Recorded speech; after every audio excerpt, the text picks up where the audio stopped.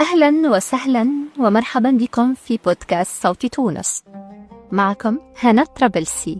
يسعدني أن أكون معكم في رحلة نسافر فيها معا بين قصص النساء الملهمات. هنا نلتقي بشخصيات من واقعنا، نساء استمددن قوتهن من تحديات الحياة وكرسن جهدهن لخلق التغيير في مجتمعاتهن. سنكتشف كيف استطاعت المرأة أن تتحول إلى رمز للصمود والبناء. ابقوا معنا ولا تنسوا أن الأمل يبدأ بقصة، وبأن كل خطوة نحو المستقبل تكتبها امرأة بأمل وبصبر وبإصرار.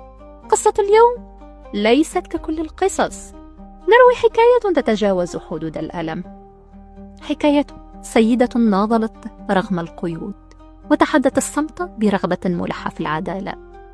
إنها بسمة البلعي، سيدة عاشت وجع السجون وقيود الظلم، وما زالت حتى اليوم تنتظر إنصافها. أحيانا تكون قوة الإنسان في إيمانه بالحرية، بالعدالة وبالحياة الكريمة. الليلة نأخذكم إلى رحلة بسمة، سيدة تونسية طموحها كان بسيطا لكنه عظيم، أن تعيش في وطن حر، وطن يحتضن أحلامها ويحمي حقوقها. ما رحلتها؟ وما الذي جعلها تصمد في مواجهة ظلام السجن؟ تعالوا معي نستمع إلى حكايتها. بسمة التي شاركتنا قصتها ومعاناتها في جلسة استماع علنية لضحايا الاستبداد نظمتها هيئة الحقيقة والكرامة. كانت بسمة شابة مليئة بالحياة، تؤمن بأن لتونس مستقبلا أفضل، ومن أجل هذا الإيمان قررت أن تكون جزءا من النضال ضد القمع. لكن ثمن الحرية كان باهظا، ففي يوم عادي اقتيدت بسمة إلى السجن وتم احتجازها بتهمة سياسية، وهي المشاركة في تنظيم اجتماعات غير مرخصة والقيام بأنشطة معادية للنظام.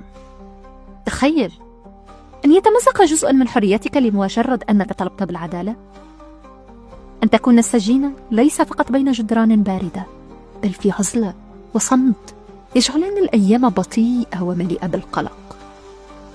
السجن، ذلك المكان الذي أصبح جزءا منها، ذلك المكان الذي لا يحتوي فقط الأجساد بل يكسر الأرواح. لطالما تحدثت بسمة عن الأيام الأولى داخل زنزانتها، كانت تشعر أن كل شيء حولها يحاول طمسها، الجدران الباردة، الليل الطويل، الوحدة التي لا تنتهي. لكن رغم كل ذلك كانت بسمة ترفض أن تفقد الأمل. كانت تتذكر أحبائها، تتخيل شوارع تونس وتتمسك بكل ما يمكن أن يربطها بالحياة. كانت تؤمن أنها ستعود يوما إلى الشمس، إلى الحرية التي طالما حلمت بها.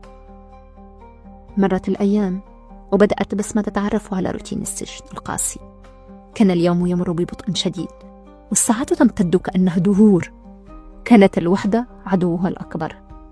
كانت تكلم نفسها، تغني أحيانا، تروي قصصا تخترعها عن عالم حر، عن حياة كانت تستحقها. في إحدى الليالي الباردة وبينما كانت تستلقي على الأرض الصلبة، أحست بشعور غريب. شعرت وكأن الجدران تسمع، وكأن السجن يحمل قصتها ويرويها بصمت لأحد بعيد، وكأنها ليست وحيدة. ولم تكن بسمة وحيدة، فقد كانت معها قصص الأمهات، قصص الفتيات الصغيرات اللواتي كان حلمهن البسيط هو حرية الوطن. كانت تستمد من وجوههن القوة والعزيمة. فبعد فترة من العزلة سمحت لها إدارة السجن بلقاء بعض السجينات الأخريات.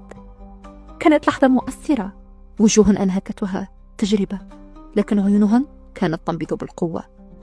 بينهن وجدت الصديقات، وجدت أخوات جمعتهن روح واحدة، روح الحرية. تحدثت بسمة البلعي عن معاناتها في جلسة الاستماع. تقول بسمة: كنا نتكلم عن أحلامنا، عن تونس، عن حبنا لهذا البلد. كنا نغني، نضحك، نبكي، كنا نعيش رغم كل شيء، كنا نعيش. هنا تعلمت بسمة أن حتى في أسوأ الظروف هناك مكان للأمل، مكان للصداقة وللقوة التي نمنحها لبعضنا البعض. في داخلها كانت تعلم أن هذا الظلم لن يدوم، وأن الحرية قريبة حتى وإن كان الطريق طويلا. كانت تعلم أن صوتها الصغير سيمتد خارج جدران السجن، وأن معاناتها ستخلد في ذاكرة الوطن. بعد سنوات طويلة خرجت بسمة من السجن، لكنها خرجت بروحا لا تزال تحلم، بعينين لا تزال تبحثان عن العدالة. لم تكن تلك نهاية النضال، بل كانت بداية جديدة. بسمة خرجت تحمل قصة، تحمل صوت كل امرأة وكل رجل عاش الظلم، واليوم هي تنتظر إنصافها، تنتظر وطنا يسمع قصتها وينصفها. شكرا لأنكم استمعتم إلى قصة بسمة البلعي، وكنتم جزءا من قصتها، الشاهد الحي على تاريخ من الأمل والألم والصمود. إذا كنت تعرف شخصا مر بتجربة مشابهة، لا تتردد في أن تشاركه هذه الحلقة، وإن كانت لديكم قصة تريدون مشاركتها معنا يمكنكم إرسال رسالة على منصتنا. إلى اللقاء.